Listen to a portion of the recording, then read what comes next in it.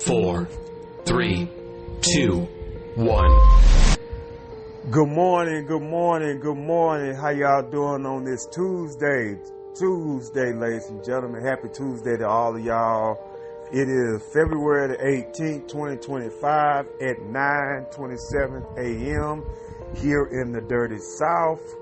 Shout out to the Point Place family. Shout out to M. Breezy. Shout out to Naya. Shout out to my sister. I love all y'all. Thank y'all for joining me and listening to me on The Point of View on the Podbeam app as well as YouTube. Ladies and gentlemen, I am your host.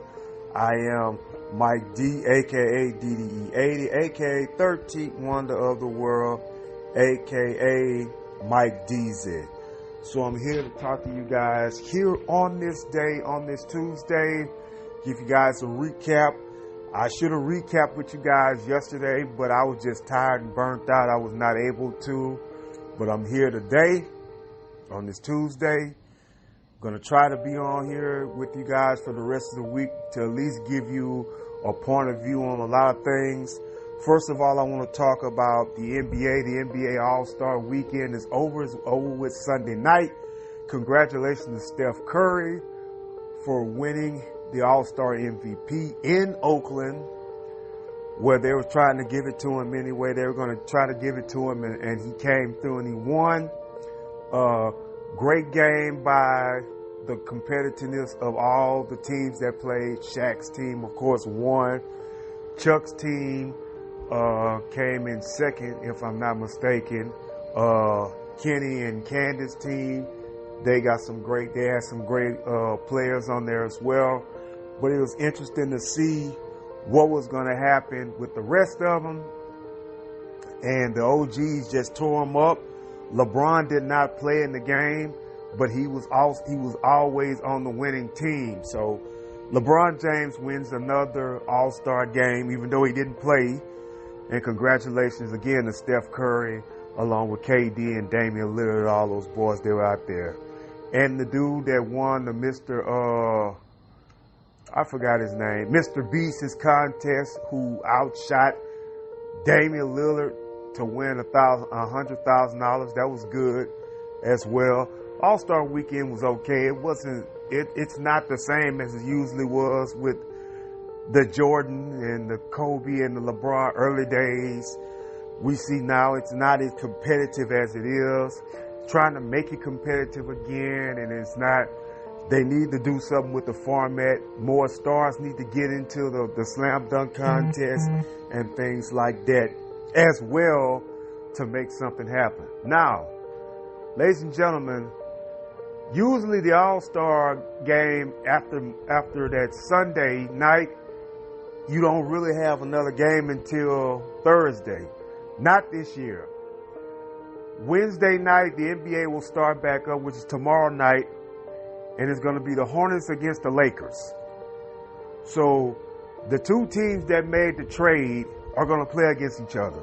So Mark Williams is going to play against Dalton Knecht, and Luka's going to be out there playing against the Charlotte Hornets. So we'll see how that goes as well as LeBron. He's going to probably be out there after getting the break in the All-Star, the rest he needed and things like that. Switching gears. Let me switch and give a shout out to somebody. Since this is Black History Month, I want to give a shout out to AEW Ring of Honor star Athena. Athena has been the Ring of Honor Women's Champion for 800 days, which means she's pushing the Roman Reigns era of being a champion for 1,000 days. Do I think that could happen? It could possibly happen because she is the best over there. Do I think Mercedes Moné could do it? She probably could if they let her do it. But Athena has been the champion for over 800 days. Congratulations to her for that long reign that she's having as the Ring of Honor Women's Champion. And she's also a sister, so more power to her. More power to her for what's going on. More power to her for what she's doing. And I appreciate her very much. Man, I can't believe we're 10 days away before the end of February. That fast. In 10 days, the month will be over. Wow. Then we'll be into March. And when we get into March, I think we're going to get into daylight savings time. And I think we're going to I think spring break is in March, if I'm not mistaken. Ladies and gentlemen, let me talk about a little bit about Monday Night Raw last night. We know that Seth Rollins is in the Elimination Chamber. I think he's the last person that's going to be in there. So you got Drew McIntyre versus CM Punk versus John Cena versus Damian Priest versus Logan Paul. What kind of roster? That's a star-studded Elimination Chamber. Now, I still believe that John Cena's going to walk out of there. I think you go with Cena versus Cody at WrestleMania. And I think John Cena either loses to Cody or he beats Cody at WrestleMania. I don't think you can let Cody lose and lose the title for a while. No, I think John Cena gets a month and then Cody takes the belt back. That's what I see happening if you're going to do that.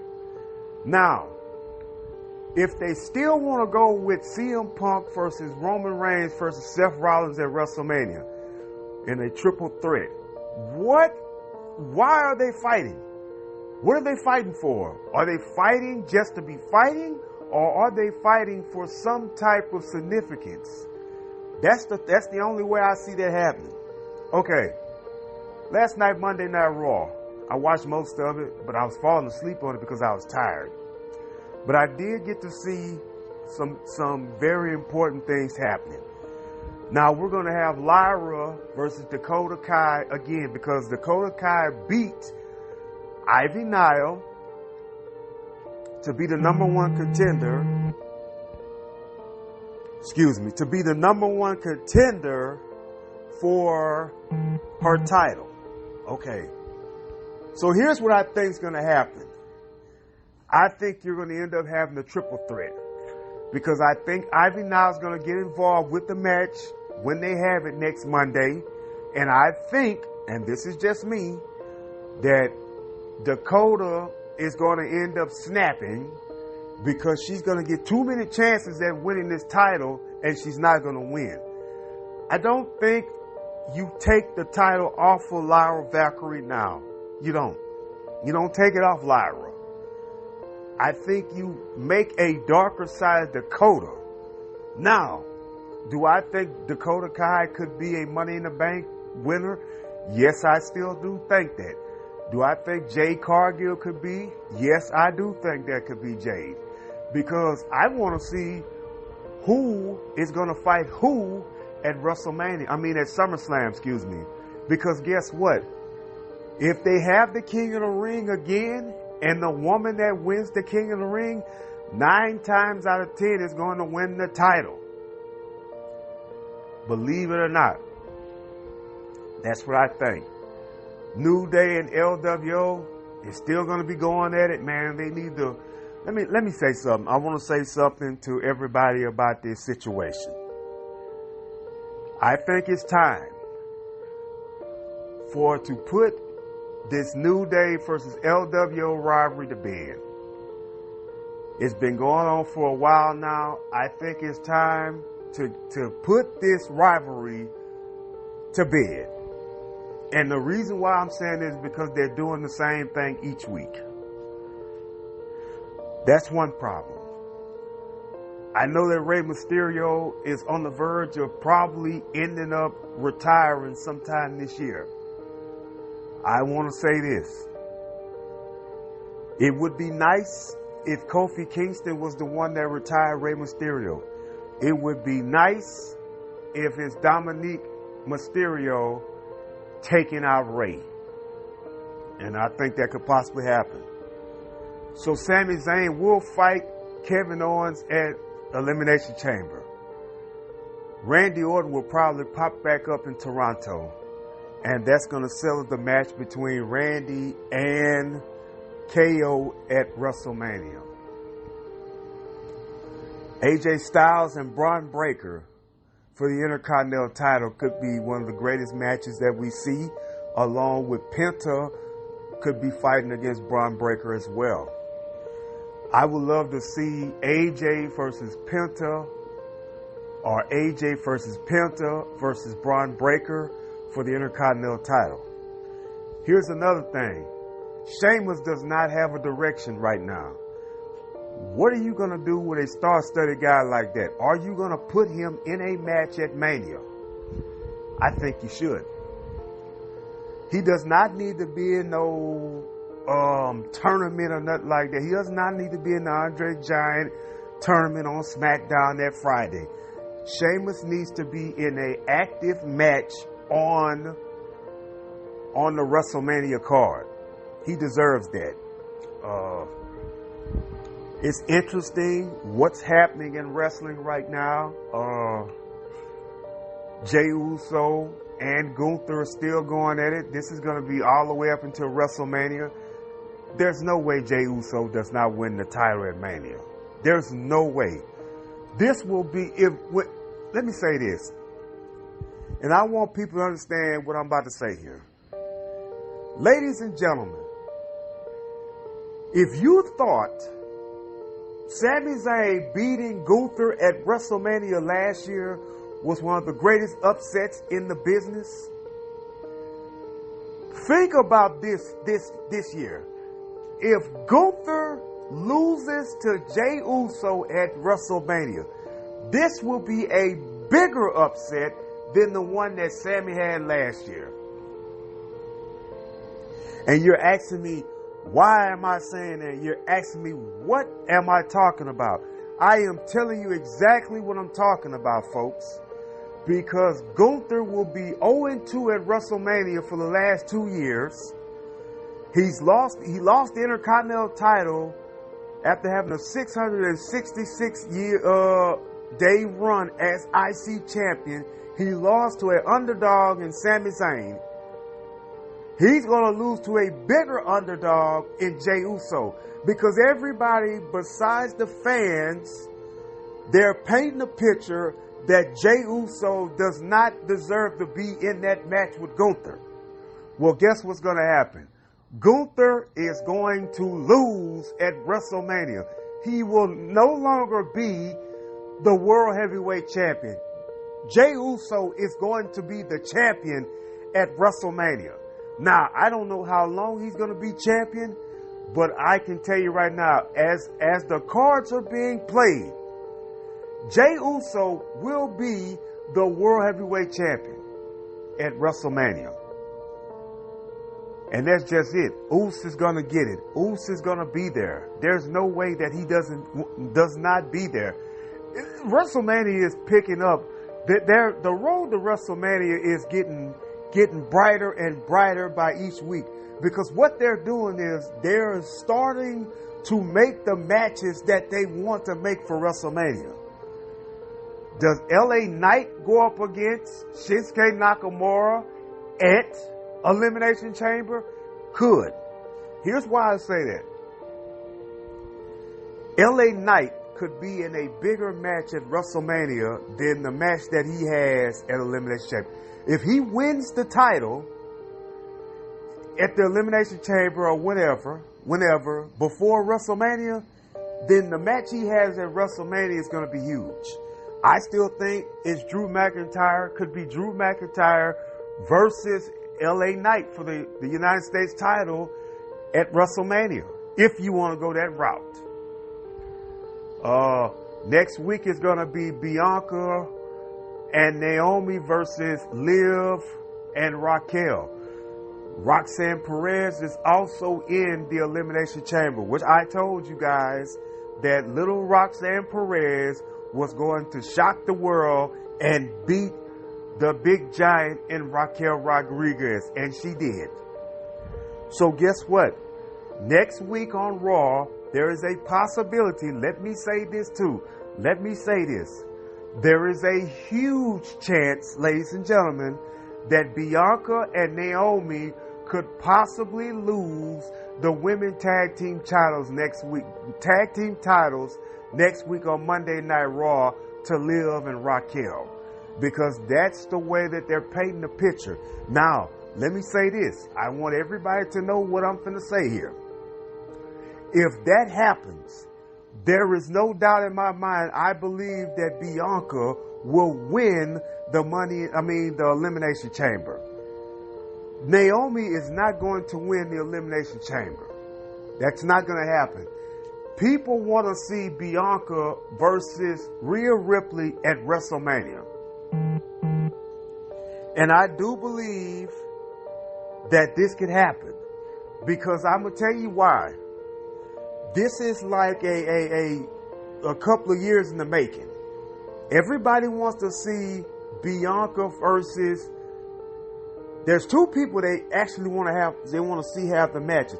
They want to see Bianca versus Rhea Ripley, and they also want to see, listen to what I'm going to say closely to you. They also want to see Bianca Belair versus Charlotte Flair.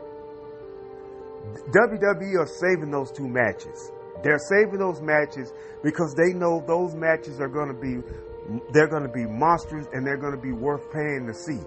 As well as Jade Cargill versus Charlotte Flair.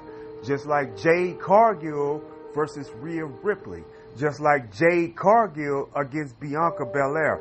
Those are the matches that they're saving, but after a while they're going to pull that out the woodwork because everybody wants to see it.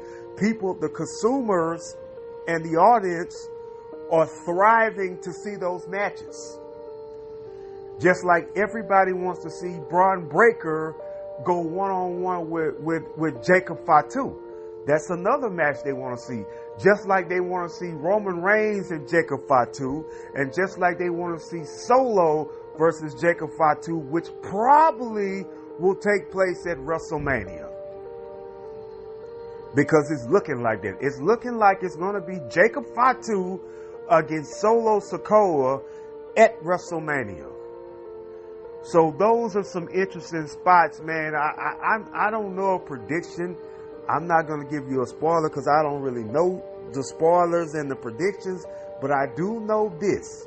I know that when the Elimination Chamber is over, Roman Reigns will be back to sell his story at WrestleMania. I know that Roman Reigns is going to want to go up against Seth Rollins.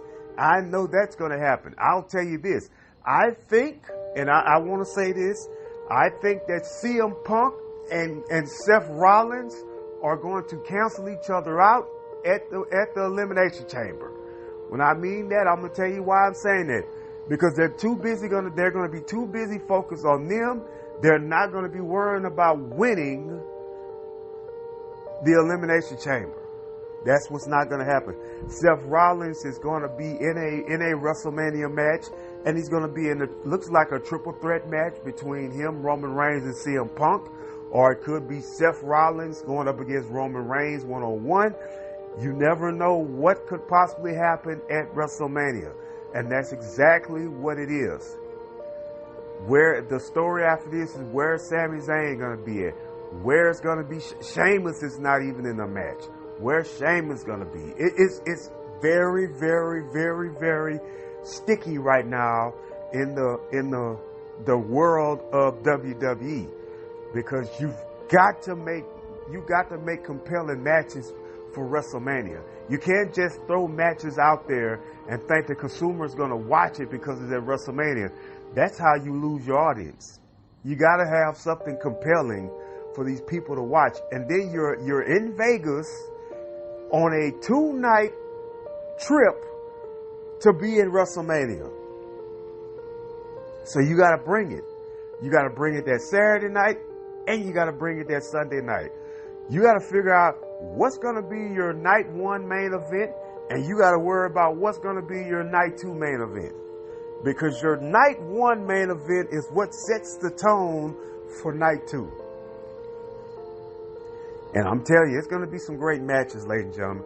It's going to be interesting to see how all this unfolds, man.